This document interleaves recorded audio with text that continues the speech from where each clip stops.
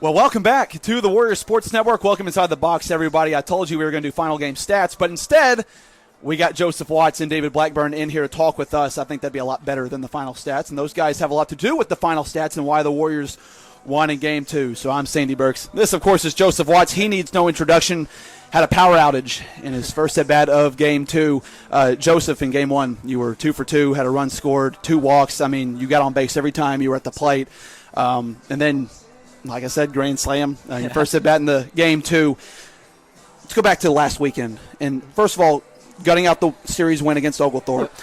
Got no hit in Game 2. Yeah. Can you kind of talk us through how the team was feeling after that game going into Game 3? A little disappointed for sure. We were kind of upset, but we kind of knew we were the better team in that series and knew we could bounce back. You know, we handled them the first game, and we felt pretty confident with who we're running out on the mound every week, with whether it's Dave or Bales or Andre. Like, we feel good with whoever's out there. We knew that Dre was going to go out and put us in a good spot, and we responded. Carp had the home run to finally kind of end that home run, like with that home run to end the hitless streaks, and it kind of just started rolling from there, I think. So you come into it today. You got a Sewanee team coming into town who just played Birmingham Southern, who's a really good team in the country. I mean, obviously one of the best teams, if not the best, right now, as so ranked. But you knew this was going to be a good chance to get back on track. And when I talked to Coach Pulfer today in the box before Game 1, he said there was a little bit different look in y'all's eye that he had seen from y'all in the past couple of days. That he felt really good about it. How are y'all feeling? We're feeling pretty good. We feel like for a lot of guys that might not be like where they want to be, they're just a step away, and a lot of those guys have done it before, so we have a lot of faith that they're going to. So I think we're starting to feel good. We had a good practice, a few practices this week. Everyone's hitting well, and I think that kind of reflected with some people that were struggling to get hits, and they got those hits today.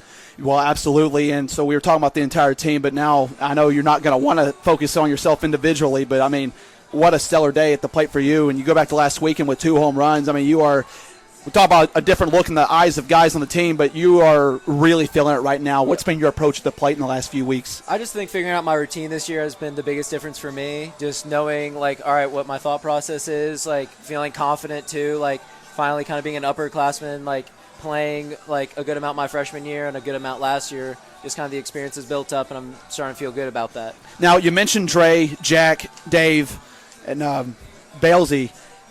It's got to give you guys quite a bit of confidence right at the plate when you know you got those arms that can and I got to mention John Henry Fowler as well. Oh, of course. And if I mention John Henry, I got to mention Bobby too. I know.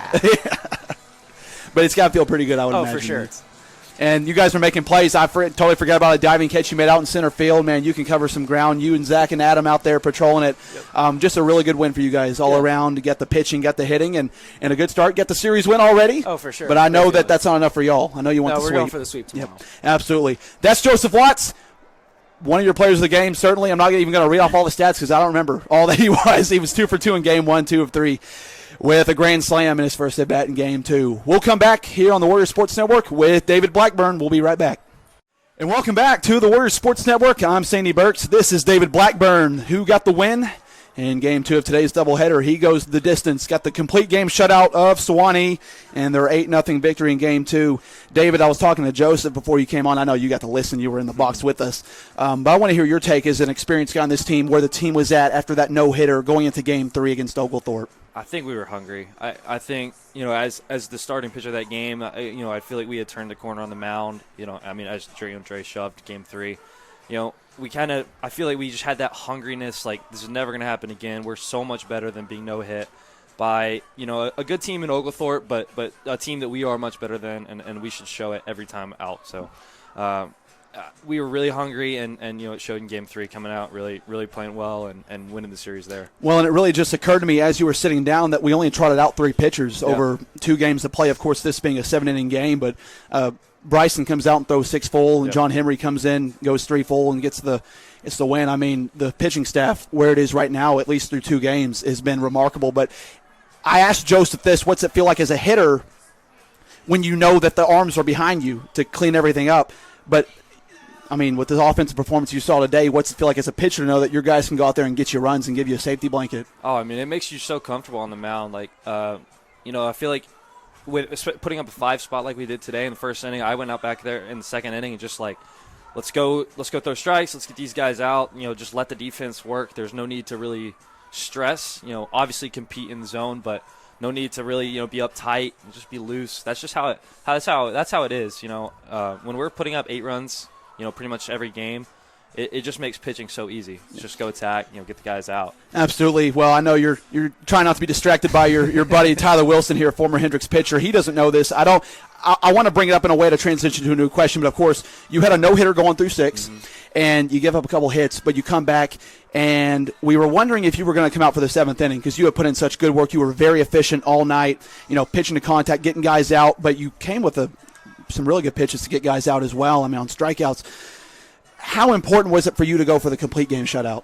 I think it was really important. I've had a pretty shaky start to the season, against Dallas and Milliken early on, and then, the first inning last week against Oglethorpe, allowing 5 hits in that inning.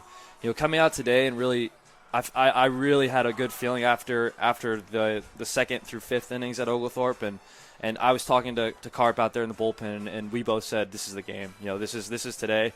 I was sitting in I told Cade before the game, probably about an hour before I even started warming up. I was like, Cade, I hope you know this. You're not going to pitch today. I'm throwing 7 innings.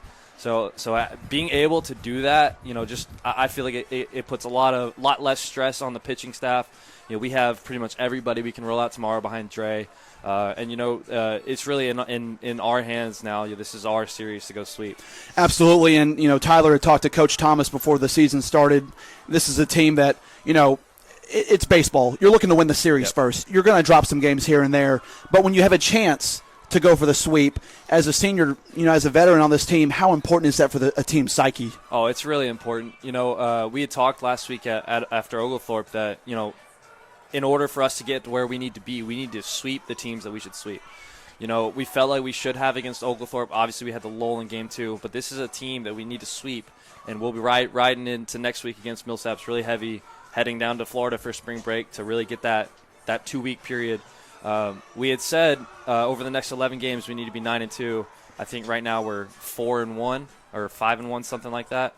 So we have that many games to go. So hopefully we can finish up tomorrow strong with Dre on the mound and obviously Watsy and Bland and all those guys to score some runs. So well, it's definitely a great position to be in, and you wouldn't want it any other way. David, congratulations on the complete game shutout. Congratulations on the win.